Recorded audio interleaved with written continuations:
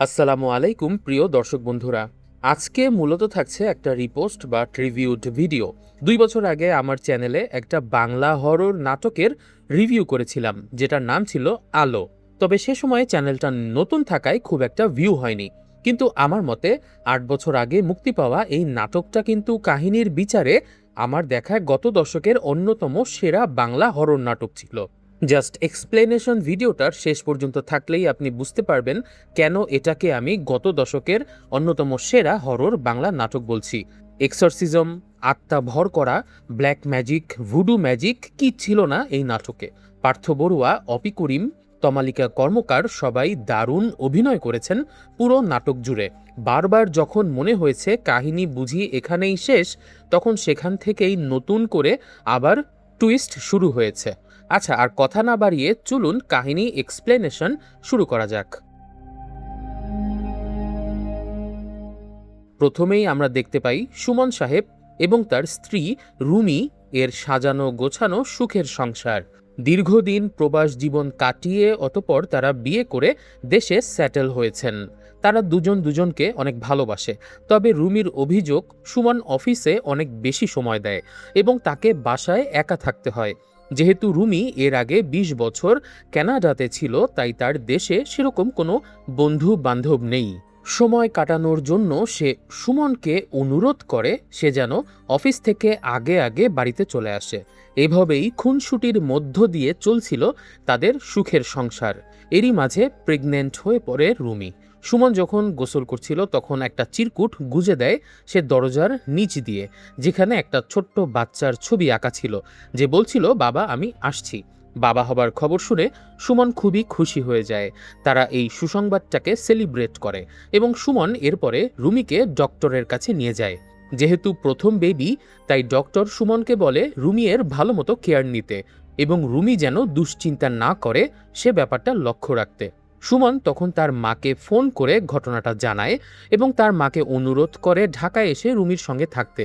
কিন্তু সম্ভবত সুমনের মায়ের সাথে রুমির তেমন একটা বনিবনা হতো না, তাই সুমনের মা নাতি হবার খবর শুনেও আসতে চায় না। অগত্যা সুমন কাজের লোক খুঁজতে থাকে রুমির দেখাশোনা করার জন্য। কয়েকদিন পর সুমন একজন মহিলাকে কাজের লোক হিসাবে বাড়িতে নিয়ে আসে। রুমি জানতে চায় এই মহিলাটিকে সে কোথায় পেল। সুমন জানায় মহিলাটি রাস্তায় কান্না করছিল। সুমন টাকা দিতে চাইলে মহিলাটি বলেছে সে টাকা চায় না, কাজ করতে চায়। তাই সুমন তাকে কাজ করার জন্য বাড়িতে নিয়ে এসেছে। ব্যাপারটা শুনে রুমি অনেক রেগে যায় এবং সে কিছুতেই মহিলাটিকে অ্যালাউ করতে চায় না, কারণ তারা মেয়েটার ব্যাপারে কিছুই জানে না। রুমি না মানলেও সুমন অনেকটা জোর করেই মহিলাটিকে বাসায় নিয়ে আসে সেদিন। মহিলাটির নাম ছিল রাবেয়া। যাই হোক, রুমি এরপরে রাবেয়াকে তার ব্যাপারে প্রশ্ন করলে রাবেয়া কান্নাকাটি করে বলে সবাই তাকে তাড়িয়ে দেয়। রাবেয়ার কান্না শুনে ভেতর থেকে সুমন সাহেব চলে আসে এবং সে মনে করে রুমি হয়তো রাবেয়াকে বকাঝকা করেছে। তাই রাবেয়ার কান্না শুনে সুমন উল্টো রুমিকেই দোষারোপ করে। যাই হোক, এসব জিনিস কিন্তু রুমির মোটেও ভালো লাগছিল না। রাবেয়ার চেহারা দেখেও আমাদের কাছে কেমন একটা সন্দেহ হতে থাকে যে সে হয়তো কোনো স্বাভাবিক নারী নয়। এভাবে অচেনা একজন মহিলাকে সুমন কেন এত লাই দিচ্ছে সে ব্যাপারটাও রুমির বোধগম্য হচ্ছিল না। সেদিন রাতে ঘুমন্ত অবস্থায় রুমির মুখের ভেতরে হঠাৎ করে একটা তেলাপোকা ঢুকে যায়। কি বীভৎস ব্যাপার! রুমি তাড়াতাড়ি বাথরুমে গিয়ে কুলিটুলি করে ফ্রেশ হয়। তারপর সে পানি খাবার জন্য ডাইনিং রুমে আসলে হঠাৎ করে দরজার বাইরে দেখতে পায় সেই রাবেয়া দাঁড়িয়ে আছে। এত রাতে রাবেয়াকে সেখানে দাঁড়িয়ে থাকতে দেখে রুমি বেশ ভয় পেয়ে যায়। সে চিৎকার করে রাবেয়াকে ধমকাতে থাকে। রুমির চিৎকার শুনে সুমন বিছানা থেকে দৌড়ে উঠে আসে, কিন্তু অবাক করা ব্যাপার হলো সুমন এসে দেখে রুমের সামনে কেউ নেই। রুমি কেমন যেন পাগল পাগল অনুভব করতে থাকে, কারণ একটু আগেই সে নিজের চোখে দেখেছে তার সামনে রাবেয়া দাঁড়িয়েছিল। সুমন এবং রুমি আবার ঘুমিয়ে পড়ে। তবে আমরা দেখতে পাই রুমির ধারণাটা কিন্তু ভুল ছিল না। রাবেয়া কিন্তু ঠিকই তখন জেগেছিল। আমরা তখন দেখতে পাই সে একটা তেলাপোকা খেয়ে ফেলছে। রাবেয়া কেমন যেন অপ্রকৃতিস্থের মতো আচরণ করতে থাকে। আমাদের কাছে মনে হতে থাকে রাতের বেলা রাবেয়ার উপর হয়তো কিছু একটা ভর করেছে, আর রুমির মুখে সেই তেলাপোকাটার যাবার ব্যাপারেও হয়তো রাবেয়ার কোনো হাত থাকতে পারে। যাই হোক, সকাল হয়ে যায়। আমরা দেখতে পাই রুমি তার নানার সঙ্গে স্কাইপে কথা বলছে। রুমির নানা বিদেশে থাকে। রুমির বাচ্চা হবার খবর পেয়ে সে খুবই খুশি হয়। রুমি যখন তার নানার সঙ্গে গল্প করছিল তখন হঠাৎ করে এক মুহূর্তের জন্য রুমির ল্যাপটপের পেছনে এসে দাঁড়ায় রাবেয়া। রাবেয়ার চেহারাটা দেখেই রুমির নানা প্রচণ্ড ভয় পেয়ে যায় এবং সে ভয় পেয়ে জোরে জোরে দোয়া ইউনুস পড়তে থাকে এবং ভিডিও কল কেটে দেয়। যদিও রুমি যখন পেছনে তাকায় তখন সে রাবেয়াকে দেখতে পায় না, তবে সে সন্দেহ করে রাবেয়াই তার পেছনে এসে দাঁড়িয়েছিল। তাই সে রাবেয়াকে এ ব্যাপারটা নিয়ে চার্জ করে এবং বলতে থাকে কারো রুমে ঢোকার আগে যে শব্দ করে ঢুকতে হয় সেটা কি সে জানে না। জবাবে হঠাৎ করে রাবেয়া যেন কোনো এক অদৃশ্য শক্তি দিয়ে রুমির পেছনে একটা দরজা ধপাস করে বন্ধ করে ফেলে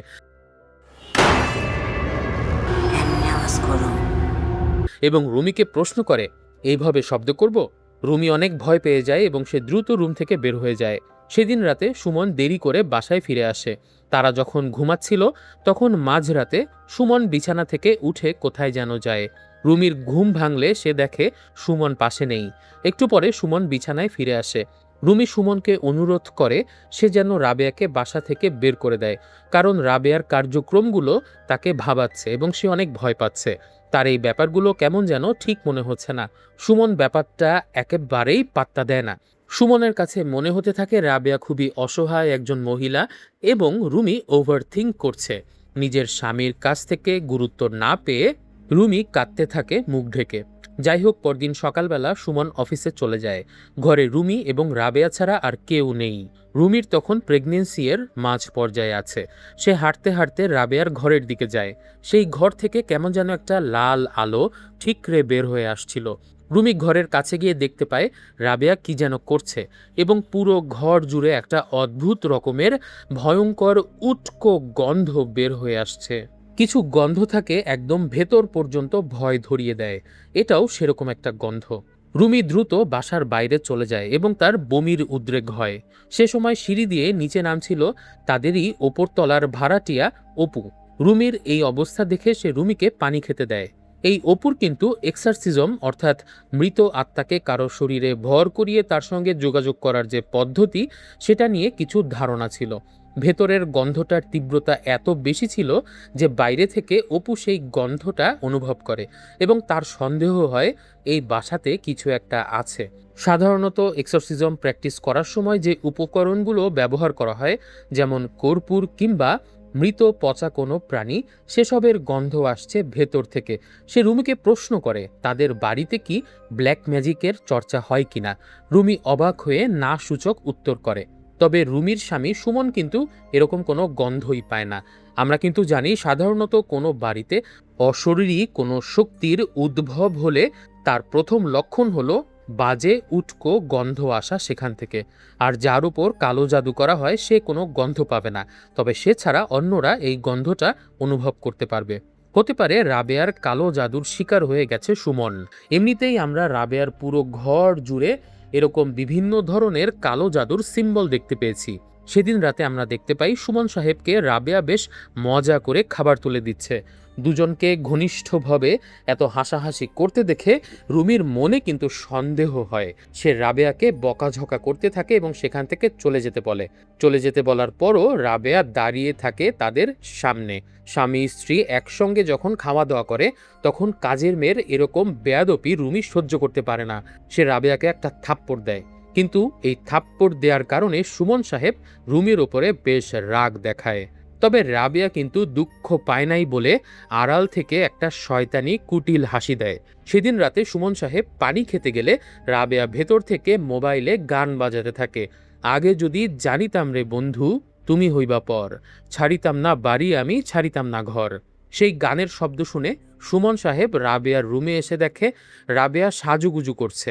পর্দার আড়ালে সুমন সাহেবকে দেখে রাবেয়া ভেতর থেকে বলে, গতর ঢাকা আছে, ভেতরে চলে আসেন। সুমন সাহেব ভেতরে যায়। রাবেয়া তাকে সামনে বসায়। সে সুমন সাহেবের সাথে ক্লোজ হবার চেষ্টা করে, তাকে সিডিউস করার চেষ্টা করে। সুমন সাহেবের একটা হাত নিয়ে নিজের গালে রাখে আর সুমন সাহেবকে প্রশ্ন করতে থাকে তাকে কেমন লাগছে। এমন সময় ধরফর করে ঘুম থেকে উঠে পড়ে সুমন সাহেব। তার কাছে মনে হতে থাকে পুরো ব্যাপারটাই হয়তো ছিল তার স্বপ্ন। এরপর সুমন সাহেব ঘুম থেকে উঠে পানি খাবার জন্য ডাইনিং স্পেসে যায়। হঠাৎ করেই ডাইনিং স্পেসের দরজাগুলো একাই খুলে যাচ্ছিল। ডাইনিং স্পেসে গিয়ে ফ্রিজ থেকে যখন সে পানি বের করে খাচ্ছে, তখন হঠাৎ করে সে লক্ষ্য করে পাশেই রাবেয়া দাঁড়িয়ে আছে। রাবেয়ার রুমের দেয়ালে হেলান দিয়ে সে দাঁড়িয়েছিল। মনে হচ্ছিল রাবেয়ার কন্ট্রোলে যেন পুরো বাড়িটা। সে নিজেই দরজাগুলো বাতাসের সাহায্যে খুলে দিয়ে সুমনকে ডেকে আনছে নিজের দিকে। একটু আগে সুমন সাহেবকে সে স্বপ্নে যে কথাটা বলে ডাক দিয়েছিল, ঠিক সেই কথাটাই এখন বলে, অর্থাৎ গত ঢাকা আছে, ভেতরে চলে আসেন। সুমন সাহেব স্বপ্নে রাবেয়াকে এই কথাটা বলতে শুনেছিল, এখন বাস্তবে এটা বলতে শুনে কিছুটা ভয় পেয়ে যায় এবং ঘাবড়ে দ্রুত নিজের বেডরুমে চলে আসে। এদিকে রুমি পরদিন ডাক্তার দেখাতে যায়। সে ডাক্তারকে সেই উটকো গন্ধ পাবার ব্যাপারে এবং আজে বাজে স্বপ্ন দেখার ব্যাপারে বলে। ডাক্তার বলে প্রেগনেন্সির সময়ে এরকম একটু আধটু গন্ধ পাওয়া, তারপর দুঃস্বপ্ন দেখা, এসব নর্মাল ব্যাপার। সে রুমিকে দুশ্চিন্তা করতে নিষেধ করে এবং সে জানায় তার বাচ্চাটা পেটের ভেতরে বেশ ভালোই আছে, কাজেই টেনশনের কোনো কারণ নেই। এদিকে আমরা দেখি উপরের ফ্ল্যাটের সেই অপু সাহেব, সে কিন্তু ঠিকই নিজের সন্দেহের ওপরে কাজ করা শুরু করেছে। সে রাবেয়ার ব্যাপারে আরেকটু রিসার্চ করার জন্য তার একটা বন্ধুকে ফোন দেয়, কারণ ওই বন্ধুটার একটা কাজিন আছে যার নাম হচ্ছে এহসান। সে কিছুটা অদ্ভুত ধরনের এবং এক্সরসিজমেরও চর্চা করে। রাবেয়ার ব্যাপারে কিছু জিনিস জানার জন্য সে ওই বন্ধুটার কাজিনের সঙ্গে দেখা করতে চায়। এদিকে রুমি নর্মাল হবার চেষ্টা করে। সে তার নানার সঙ্গে ভিডিও কলে কথা বলে। তার নানা তাকে ছেলে হলে নাম রাখতে বলে শুভ, আর মেয়ে হলে নাম রাখতে বলে আলো। আলো ছিল রুমির মায়ের নাম, যে রুমি জন্মের সময়েই মারা গিয়েছিল। কিন্তু রুমি এত কিছু করেও মোটেও শান্তি পাচ্ছিল না। বাসায় রাবেয়ার উপস্থিতি তাকে সবসময় উত্তেজিত করে তুলত।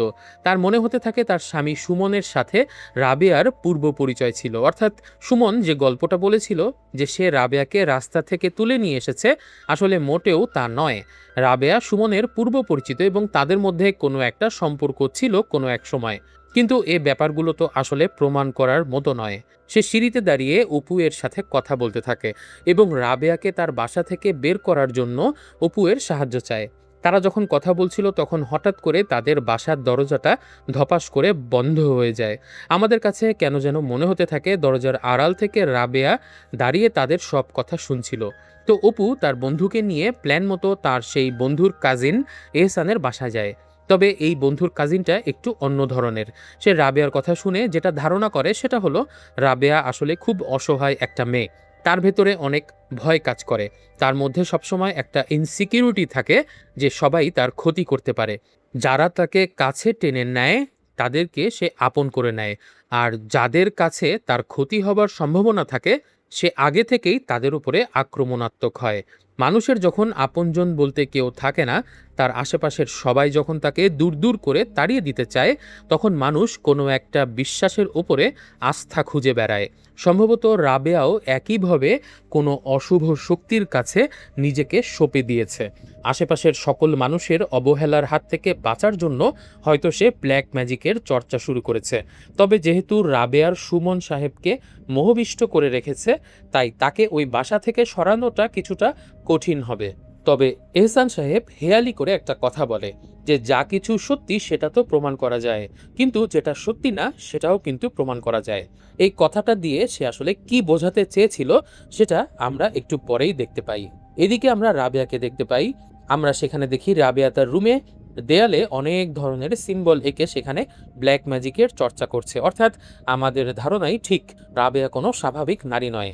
আফ্রিকায় এক ধরনের ব্ল্যাক ম্যাজিক প্রচলিত আছে যাকে বলা হয় ভুডু। এখানে ডাইনিরা কোনো একটা মানুষের আদলে পুতুল বানায়, তারপর যে মানুষটিকে টার্গেট করেছে তার চুল, নখ এসব দিয়ে ওই পুতুলের ভেতরে মানুষের আত্মার একটা রূপ আনার চেষ্টা করে। তারা বিশ্বাস করে এরপরে ওই পুতুলের কোনো ক্ষতি করলে যেই মানুষটার নখ এবং চুল আনা হয়েছিল, অর্থাৎ যেই মানুষটার উপর ব্ল্যাক ম্যাজিক করা হয়েছিল, তারও ক্ষতি হবে। আমরা এখানে রাবেয়াকেও সেই ব্ল্যাক ম্যাজিক অর্থাৎ ভুডু ম্যাজিক করতে দেখি। একজন নারী সবচেয়ে বেশি দুর্বল থাকে তার প্রেগনেন্সির সময়ে। রোমিও তার পেটে যেহেতু বাচ্চা ছিল, সে বেশ মোরালি ডাউন ছিল। সেই সময়টাই রাবেয়া চুজ করে নিয়েছে। আমরা দেখতে পাই রাবেয়া রুমিয়ের উপর ব্ল্যাক ম্যাজিক করার প্রস্তুতি নিচ্ছিল। যাই হোক, পরদিন সকালে অপু কিন্তু একটা খারাপ কাজ করে ফেলে। আপনাদের মনে আছে এহসান সাহেব বলেছিল যে সত্যকে প্রমাণ করা যায়, কিন্তু যেটা সত্য না সেটাও প্রমাণ করা যায়। রাবেয়াকে স্বাভাবিকভাবে বাসা থেকে বের করতে পারবে না বুঝতে পেরে অপু প্ল্যান করে রাবেয়াকে মিথ্যে চুরির অপবাদ দিয়ে পুলিশে ধরিয়ে দেয়। প্ল্যান মতো রুমিয়ের কিছু গহনা রাবেয়ার রুমে লুকিয়ে রাখা হয়। এরপর পুলিশকে ডেকে আনে তারা। পুলিশ এসে রাবেয়ার রুম থেকে ওই গহনাগুলো পায়। তখন অপু এবং রুমি রাবেয়াকে চোর হিসাবে পুলিশের কাছে ধরিয়ে দেয়। রাবেয়া প্রথমে নিজেকে নির্দোষ বলে দাবি করে। সে পুলিশের হাতে ধরা দিতে চায় না। সে বারবার বলতে থাকে রুমির দিকে তাকিয়ে যে আর কেউ না জানুক, রুমি জানে সে চোর না। এক পর্যায়ে সে বুঝতে পারে এই সব কিছুই আসলে রুমির ষড়যন্ত্র। তখন সে একটা কাজ করে বসে। সে রুমির পেটের বাচ্চার দিকে আঙুল তাক করে ব্ল্যাক ম্যাজিকের কিছু মন্ত্র পড়তে থাকে চিৎকার করে। সে মন্ত্র পড়ছিল এবং রুমির পেটের বাচ্চার দিকে উদ্দেশ্য করে মনে হচ্ছিল যেন বান মারছিল। রাবেয়াকে যখন পুলিশ টেনে হিচড়ে বাইরে নিয়ে যাচ্ছিল, ততক্ষণে রুমির পেটে তীব্র ব্যথা শুরু হয়ে গিয়েছে। পুলিশ চলে যাবার সাথে সাথে অপু রুমিকে নিয়ে হাসপাতালে চলে যায়। রুমির অবস্থা ক্রিটিক্যাল হওয়ার আগেই ডাক্তাররা আগে ভাগে তার অপারেশন করে বাচ্চা বের করে ফেলে। রুমির বাচ্চাটা ছিল প্রি ম্যাচিউর বেবি। এছাড়াও রুমির অবস্থা তখনও সংকটমুক্ত হয়নি। এমন সময় পুলিশের লোকেরা এসে সুমন সাহেবকে জানায় তার বাসা থেকে রাবেয়াকে যখন চুরির অপরাধে পুলিশ গ্রেফতার করে ধরে নিয়ে যাচ্ছিল, তখন তেজগাঁও রেলগেটের কাছে এসে রাবেয়া পুলিশের ভ্যান থেকে পালানোর চেষ্টা করে। তখন বিপরীত দিক থেকে আসা একটা ট্রেন রাবেয়াকে ধাক্কা দেয় এবং ট্রেনে কাটা পড়ে রাবেয়া সেখানেই মারা যায়। রাবেয়ার লাশটা পোস্টমর্টেমের জন্য থানায় আনা হয়েছে। পুলিশ সুমন এবং অপু দুজনকেই থানায় এসে স্টেটমেন্ট দিতে বলে। তখনই সুমন প্রথমবারের মতো জানতে পারে যে রাবেয়ার বিরুদ্ধে কমপ্লেনটা আসলে অপুই করেছিল। যাই হোক, এবার ডাক্তার এসে সুমনকে তার বাচ্চা দেখাতে নিয়ে যায়। আমরা আগেই বলেছি সুমনের বাচ্চাটা ছিল প্রি ম্যাচিউরড, অর্থাৎ যেই বাচ্চারা মায়ের গর্ভে সম্পূর্ণরূপে বিকশিত হবার আগেই ডেলিভারি হয়ে যায় কোনো ইমার্জেন্সির কারণে, তাদেরকেই প্রি ম্যাচিউরড বেবি বলা হয়ে থাকে। অনেক ক্ষেত্রে প্রি ম্যাচিউরড বেবিরা কোনো একটা শারীরিক খুঁত নিয়ে জন্মায়, কারণ মায়ের গর্ভে তাদের পরিপূর্ণ বিকাশ হয়নি। সুমন বাচ্চাটাকে দেখে আঁতকে ওঠে। একে তো প্রি ম্যাচিউরড বেবি, তার উপরে রাবেয়া মৃত্যুর আগে বাচ্চাটির উপর ব্ল্যাক ম্যাজিক করে গিয়েছিল। এই দুয়ে মিলে বাচ্চাটির চেহারায় এক ধরনের ভয়ঙ্কর একটা ছাপ রেখে গেছে। রুমিও বাচ্চাটিকে মেনে নেয় না। তবে এবার আমরা একটা আসল সত্য জানতে পারি। এত কিছু হয়ে যাবার পর সুমন রুমির কাছে স্বীকার করে যে রাবেয়াকে আসলে সে রাস্তা থেকে কুড়িয়ে আনেনি। রাবেয়াকে সে আগে থেকেই চিনত। সাধারণত যারা ব্ল্যাক ম্যাজিক করে তারা নিজেদের আত্মাকে শয়তানের কাছে বিক্রি করে দেয়। তারা মৃত্যুর পরেও এক ধরনের অশুভ শক্তি হয়ে পৃথিবীতে মানুষের ক্ষতি করার চেষ্টা করতে থাকে। রাবেয়া নিজে ব্ল্যাক ম্যাজিক করত, আবার তার মৃত্যুও হয়েছে ট্রেনে কাটা পড়ে অপঘাতে। সে মারা গিয়েছে, কিন্তু তার অশুভ আত্মা কিন্তু বিনষ্ট হয়নি, বরঞ্চ আরও শক্তিশালী হয়ে সেটা ফিরে আসে এবং প্রথমেই অপুকে অন্ধকার সিঁড়ি ঘরে ভয় দেখিয়ে মেরে ফেলে। কারণ প্রথমে পুলিশের কাছে গহনা চুরির এই মিথ্যে অভিযোগের নাটক সাজিয়েছিল এই অপুই। অপু যেদিন মারা যায় সেদিন সুমন এবং রুমি তাদের বাচ্চাটিকে নিয়ে বাসায় ফিরে এসেছিল। অপুর মৃত্যুর খবরে তারা বেশ ভয় পেয়ে যায়।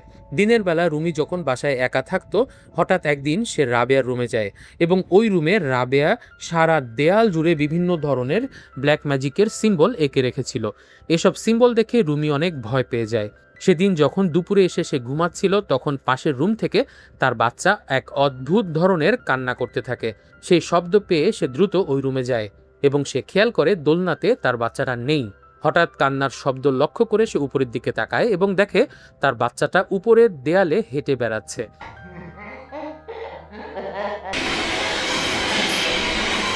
আমরা বুঝতে পারি আসলে ব্ল্যাক ম্যাজিকের কারণে রুমির গর্ভের সন্তান পরিণত হয়েছে এক পিশাচে। এভাবে 6 বছর কেটে যায়। ছেলেটির নাম তারা রেখেছিল শুভ। সুমন এবং রুমির ছেলে বড় হয়ে গিয়েছে।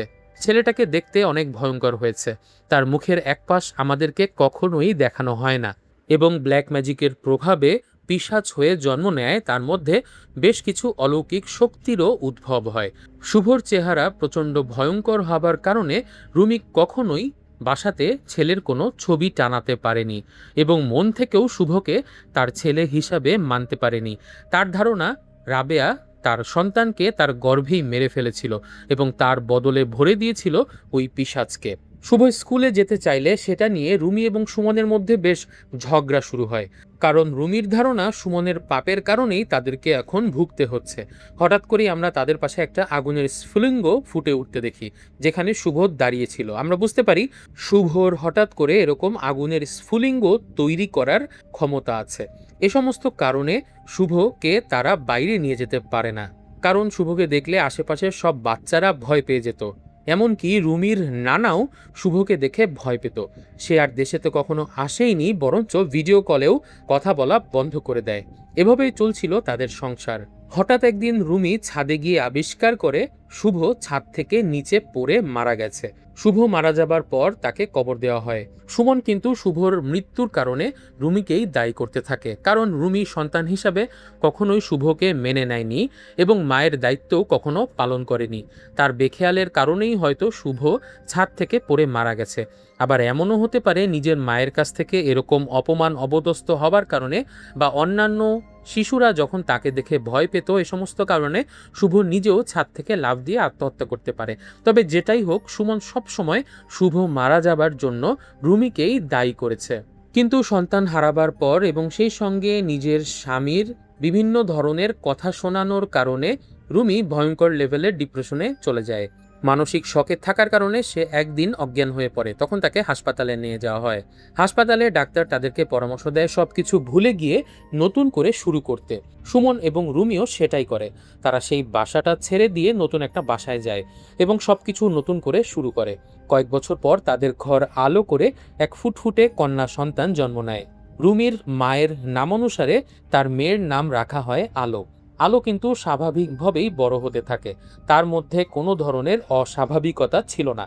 সুমন, রুমি এবং আলো এর মধ্যে একটি সুন্দর ভালোবাসার বন্ধনও জন্ম নেয়। কিন্তু ওই রাবেয়া কিন্তু এখনও তাদের পিছু ছাড়ে না। একদিন রাতে আলো রুমিকে ডেকে বলে যে, মা, আমার এখানে একা ঘুমাতে ভয় লাগে, কারণ আমার মনে হয় সবসময় এই রুমে আমার সঙ্গে অন্য কেউ আছে। রুমি ব্যাপারটাতে তেমন একটা আমল দেয় না, কিন্তু সেই রাতেই হঠাৎ করে আলোর চিৎকার শুনে রুমি ঘরে এসে দেখে আলোর উপরে কোনো একটা অশুভ আত্মা ভর করেছে, অর্থাৎ আলো পজেসড হয়েছে। সেই অশুভ আত্মা আলোকে শূন্যে ভাসাতে থাকে। আলোকে ধরতে গেলে সুমন সেই শক্তির দ্বারা বাধাপ্রাপ্ত হয়ে ছিটকে দূরে সরে যায়। তো এই ঘটনার পরে আর তো সেই বাসায় থাকা চলে না, তাই তারা দ্রুত সবকিছু গোছগাছ করে সেই বাসা ছেড়ে চলে যেতে চায়। সবকিছু গোছগাছ করে যখন ট্রাকে তুলছিল, তখন রুমি ছাদে দাঁড়িয়েছিল একা। এই বাসাটা রুমির অনেক পছন্দ। শুভ মারা যাবার পর তারা ওই বাসাটা ছেড়ে এই বাসাতে এসেছিল। এখানেই আলোর জন্ম হয়। আলোর বেড়ে ওঠা সমস্ত স্মৃতি এই বাসাটিকে ঘিরে, তাই এই বাসাটা তার ছেড়ে যেতে অনেক খারাপ লাগছিল। সুমন আলোকে নিয়ে ছাদে যায়। রুমি ছাদের এক কিনারে দাঁড়িয়েছিল। সে আলোকে বারবার তার কাছে ডাকছিল, কিন্তু আলো কখনোই রুমির কাছে আসছিল না। এ ব্যাপারটা নিয়ে সুমনের সঙ্গে রুমির কথা হতে থাকে। রুমি জানায় কোনো এক অদ্ভুত কারণে আলোকে সে বড় হবার পরে কখনোই ছাদে আনতে পারেনি। সুমন তখন আলোকে প্রশ্ন করে সে কেন কখনো ছাদে আসে না। তখন আলো উত্তর দেয়, ছাদে আসলে বাবা যদি আবার আমাকে আগের মতো ধাক্কা দিয়ে নিচে ফেলে দেয়। এই শেষ কথাটা কিন্তু সবকিছুকে এলোমেলো করে দেয়। আলোকে একদম স্বাভাবিক মনে হলেও আসলে আলোর ভেতরে ভর করেছে সেই শুভরই আত্মা। আর আলোর কথা শুনে আমরা বুঝতে পারি শুভকে ছাদ থেকে ফেলে হত্যা করেছিল তারই পিতা সুমন। তবে রাবেয়ার করা ব্ল্যাক ম্যাজিক কিন্তু শুভর মৃত্যুর পরও তাদেরকে ছেড়ে যায়নি। শুভর আত্মা আবারও ভর করেছে আলোর উপরে। শেষ মুহূর্তে রুমির চেহারা দেখে আমরা বুঝতে পারি সুমন যে শুভকে ধাক্কা দিয়ে মেরে ফেলে দিয়েছিল, এই ব্যাপারটা শুনে সে চমকে গেছে। কারণ শুভর মৃত্যুর পর থেকে পুরোটা সময় সুমন তাকেই দায়ী করে গেছে। অন্যদিকে সুমনের চেহারা দেখে আমাদের কাছে মনে হতে থাকে এই ব্যাপারগুলো হয়তো সে অনেক আগে থেকেই জানতো। শেষটা আসলে অ্যাকুরেটলি এক্সপ্লেইন করা কিছুটা কঠিন। আমার যেটা মনে হয়েছে, সুমন অনেক আগে থেকেই বিভিন্ন ধরনের কালো জাদু বিদ্যা চর্চা করত। সেখান থেকেই তার সঙ্গে রাবেয়ার সখ্যতা হয়েছিল। যারা এ ধরনের বিদ্যা চর্চা করে তারা একসময় আত্মিকভাবে শয়তানের দাসে পরিণত হয়। এমনকি তারা শয়তানের কাছে নিজের সন্তানকে উৎসর্গ করে দিতেও পিছপা হয় না। যেহেতু সুমন স্বীকার করেছে সে রাবেয়াকে আগে থেকে চিনত, তার মানে রাবেয়া যে ব্ল্যাক ম্যাজিক করত এই ব্যাপারটাও সুমন জানত। রুমি যখন প্রেগনেন্ট হয় তখন কোনো একটা বিশেষ উদ্দেশ্যে সে রাবেয়াকে তার বাসায় এনেছিল। এখানে 3টা ব্যাপার হতে পারে। হয়তো সুমন রাবেয়াকে এনেছিল ব্ল্যাক ম্যাজিক করে তার সন্তানকে শয়তানের উদ্দেশ্যে উৎসর্গ করার জন্য, অথবা আরেকটা ব্যাপার হতে পারে সুমন চেয়েছিল তার অনাগত সন্তানের কোনো অলৌকিক শক্তি থাকুক, তাই রাবেয়াকে এনে সে বিভিন্ন ধরনের কালো জাদু করত, যেগুলোর প্রভাব তার সন্তানের ভেতরে থাকবে এবং সে অলৌকিক কিছু শক্তি নিয়ে বেড়ে উঠবে। অথবা আরেকটা ব্যাপার হতে পারে, সেটা হলো রাবেয়ার সঙ্গে হয়তো সুমনের কেবলমাত্র শারীরিক সম্পর্কই ছিল। রাবেয়া যে ব্ল্যাক ম্যাজিক করত ব্যাপারটা হয়তো সুমন নাও জানতে পারে। সেক্ষেত্রে নিজের স্ত্রী গর্ভবতী হবার সুযোগ নিয়ে সে রাবেয়াকে বাড়িতে এনেছিল। কিন্তু পরবর্তীতে যখন শুভ জন্ম নেয় তখন ব্যাপারটা সুমনের কাছে বোঝার মতো হয়ে যায়, কারণ শুভর ভয়ঙ্কর চেহারার কারণে সে শুভকে নিয়ে কখনো বাইরে লোকসমাজে যেতে পারত না। ফলে শুভর ভেতরে অলৌকিক শক্তি থাকুক বা না থাকুক সেটা সুমনের কোনো কাজে আসছিল না। তাই সুমন শুভকে ছাদ থেকে ফেলে দেয় তার এই বোঝাকে চিরতরে ঘাট থেকে দূর করার জন্য। কিন্তু সে বুঝতে পারেনি সেই শুভর আত্মাই আবারও এসে ভর করবে তার মেয়ে আলোর উপরে। এখানেও দুটো ব্যাপার ঘটতে পারে। এমন হতে পারে রাবেয়া চিরদিনের জন্য রুমির গর্ভকে ব্ল্যাক ম্যাজিক করে গেছে। রুমির গর্ভ থেকে যেই সন্তানই ভূমিষ্ঠ হবে তার ভেতরে থাকবে শুভর আত্মা। অথবা আর একটা ব্যাপার হতে পারে, সেটা হলো আলো আগে স্বাভাবিক একটি মেয়েই ছিল, কিন্তু সেদিন রাতে যখন তার উপর এক অশরীরী শক্তি ভর করে, অর্থাৎ যখন আমরা দেখতে পাই আলো শূন্যে ভাসছে, হয়তো সেই সময়ই শুভর আত্মা পজেস করেছে আলোর শরীরের ভেতর, এবং এ কারণেই শুভ ছাদে উঠে বলেছিল বাবা যদি আবারও আগের মতো আমাকে ছাদ থেকে ফেলে দেয়। প্রিয় দর্শক, এখানেই শেষ হলো আলো নাটকের কাহিনীর এক্সপ্লেনেশন। নাটকের লিঙ্কটা কিন্তু আমি কমেন্টে দিয়ে রাখবো পিন করে। আপনারা চাইলে সেখানে ক্লিক করে ইউটিউব থেকেই পুরো নাটকটা উপভোগ করতে পারেন। আপনাদের কি মনে হয় আসল কারণটা কি? রাবেয়ার সঙ্গে সুমনের প্রকৃত সম্পর্কটাই কি? আর আলোর ওপরে কিভাবে শুভর আত্মা ভর করল? কোন থিওরিটি আপনার কাছে বেশি যুক্তিযুক্ত মনে হয়েছে কমেন্ট করে জানাতে ভুলবেন না। এবং সেই সঙ্গে আমাকে আরও জানান আসলেও কি এই নাটকটা আপনাদের কাছে ভালো লেগেছে কিনা। আপনাদের কমেন্টের অপেক্ষায় থাকব। আজকের মতো ভিডিওটি এখানেই শেষ করছি। ভিডিওটি ভালো লাগলে লাইক করুন এবং এরকম আরও ভিডিও দেখতে চাইলে আমাদের চ্যানেলটি সাবস্ক্রাইব করে পাশেই থাকবেন। সবাই অনেক ভালো থাকবেন, সুস্থ থাকবেন, এই কামনায় আজকের মতো বিদায়।